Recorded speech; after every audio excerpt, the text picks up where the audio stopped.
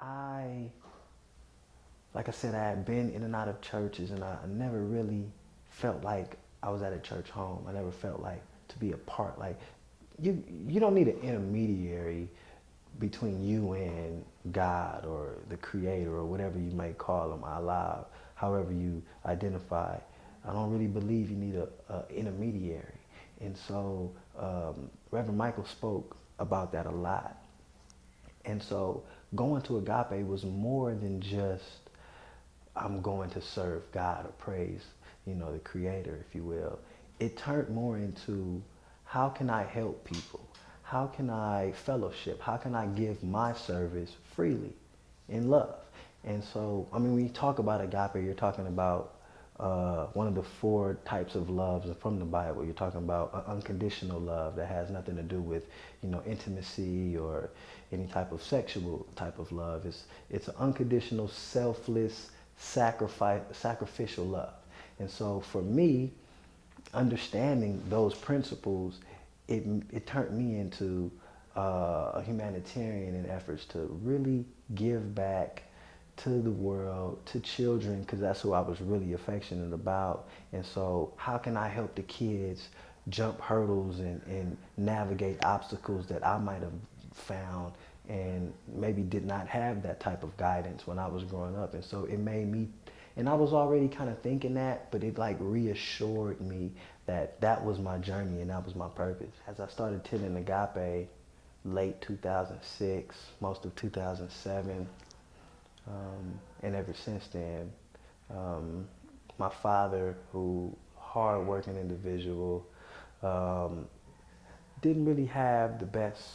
He was 63 when he passed. He didn't have the best health. He had heart problems. He injured his leg in about last 18 months of his life, and had to go through excruciating pain and a hard surgery. He had a big infection on his like shin, and had to take out a lot of skin, a lot of tissue, whatnot. I watched him go through so much pain, and what I kind of gathered, I personally suffered from acne, some of the most severe acne in my life, that I've ever seen. I haven't seen many people that suffer from acne that I've had. I can show you pictures and you can kind of share. However, that was my upbringing. Was I depressed about it? Secretly, yeah. Reverend Michael talks about, your fan base. Your fan base is the energy that you put out there. So if you put out there negativity, if you put out there worry, doubt, and fear, the people that support those types of sounds, they're going to come support you in concert. And you're going to realize, like, wow, why is all of these worriers and doubters around and these naysayers around?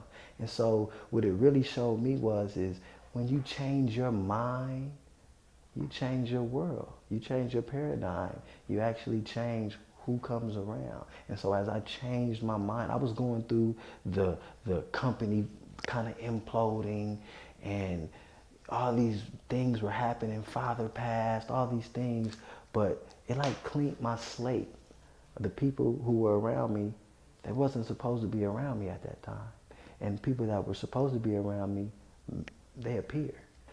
All of that kind of built me for really understanding my true purpose and really accepting myself as who I am.